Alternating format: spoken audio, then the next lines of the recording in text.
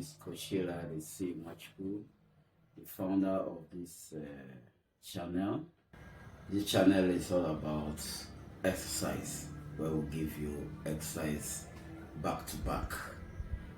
Today, we're here to learn the origin of physical exercise. So, and the person that will do the justice to these things is here, the Ph.D. holder in exercise physiology.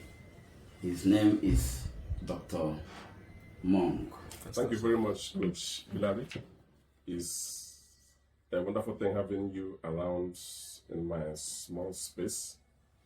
I also want to appreciate the effort you have made to climb to this height to meet me. Of course, this climbing you have done is part of physical activity. I am also aware that from where you are coming, you may have done some walking. Without walked, even jumped obstacles, so as whenever you get to this place. From that perspective, you'll observe that man is made to be physically active. So if one begins to look at the origin of physical training or physical activity, it dates back to the beginning of mankind. When man was created, he was created to do work. And that work was to transform the entire earth. And there's no how a man will transform the entire earth without moving from place to place. How best could he have moved? The legs were there to help him move around. But man was meant to be perfect. If man had remained perfect, nobody would talk about physical fitness today. But man deviated from that perfection and began to observe that the things he was supposed to do naturally were no longer possible. So what did he do? He began to devise means of making himself strong and healthy. So that quest to be strong and healthy was what pushed man into doing activities that would make him physically fit, in quotes, or to have high level of physical fitness. For over 4,000 years after creation, mankind has been engaging in one form of physical activity or the other.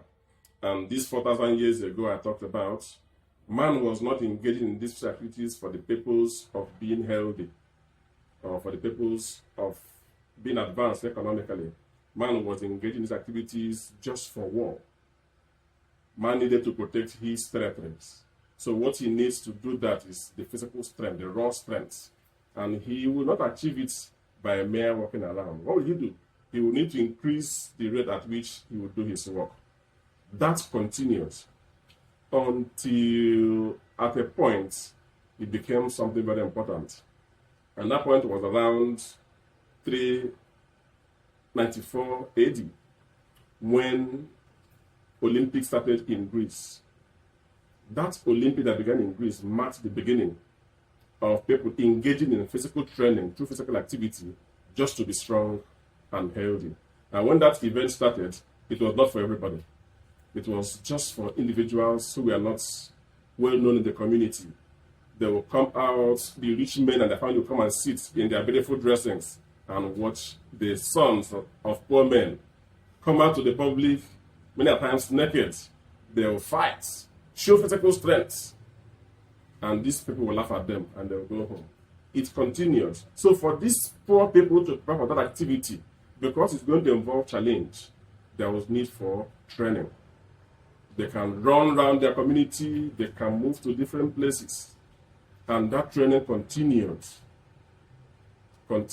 until around 776 BC, when a Roman emperor known as Emperor Theodosius realized that those young poor people who were doing physical training and engaging in this competition in the Olympics were becoming very prominent, financially buoyant, and their level of financial intelligence was also increasing.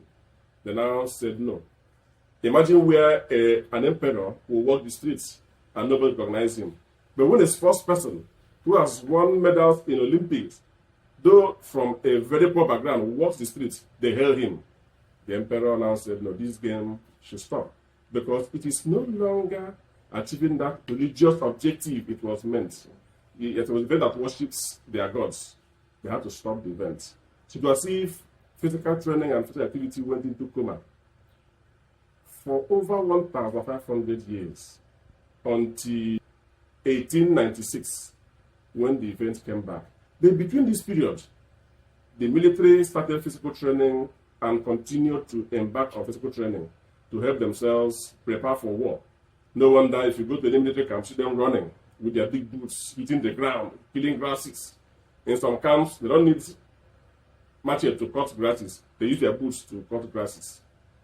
But after this 1 year of comatose, a man, a French teacher who lived in UK, from his research, observed that there was a game that we were engaging in. This game brought many persons together. And this man, after reading the books, looked at his environment in England and observed that people were engaging in sports. And people who engage in sports have moments of relaxation. And those who were doing the sports were also remaining healthy. What did he do? He called some persons together and came up with the idea of what today we call Olympics in 1896. So from there, many persons began to see the value of physical activity. So apart from engaging in it for the sake of making money, it is also a way of developing in you self-discipline. It also helps you to prevent and control certain hypokinetic conditions. Hypokinetic conditions are conditions that are related to physical inactivity. So while we have physical activity, we also have physical inactivity. If you are physically active, there are many blessings or benefits that will come to you. When you are physically inactive, you don't have these benefits. There are so many of them. But one thing we need to know is that physical activity benefits everybody. Whether you're old, whether you're young, whether you are rich or poor, whether you're white or black, even when you're sick, you also benefit from physical activity. And if you engage in physical activity at a moderate level, where you don't need to be panting as if you have finished every gas in your system, at moderate level, and you do it consistently over a period of a week, and continue the next week, 2, 3, 4, 5 weeks, you see yourself being renewed as an individual. You are going to avoid conditions like diabetes. You are going to prevent conditions like heart diseases, high blood pressure. You also prevent cancer. You also prevent bone-related conditions and aging problems. You also prevent this one that is not very, very common. That one has to do with aging processes. You delay aging processes. So you see that when you do all these things, you are the one benefiting, not the person outside. Hence, I see physical activity as the only gift nobody can give to you. Nobody will engage in physical activity for you. You are the one who do what? Engage in it. Economically, those who engage in physical activity also benefited. If you look at how the economic situation is going today, globally, many persons have lost their economic sense because there's no money in the pocket again to display economic sense. So what do you need to do? If you're not careful, we're going to have high level of mental health problems. Hence, in public health, effort is made to bring in physical activity to help manage mental health problems. So while you are advancing economically, you are also protecting your mental health. Because if you're healthy, you won't go to the hospital to buy cards. You can only go there to visit your friend who's a doctor. You won't go to buy drugs unless you want to go and visit your friend who's a pharmacist. The money left that would have been used to buy drugs will not be used to take care of yourself. While mentally you are sound and good to go. What about socially?